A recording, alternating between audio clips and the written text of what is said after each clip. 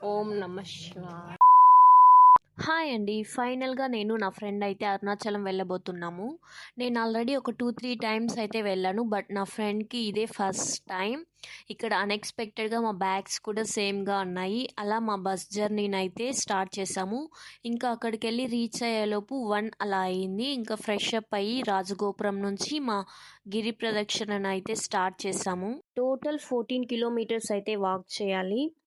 And ఈ atmosphere చాలా పీస్‌ఫుల్‌గా అండ్ కామ్‌గా ఉంది. ప్రతి స్టెప్‌లో మనకొక పాజిటివ్ ఫీలింగ్ వస్తుంది.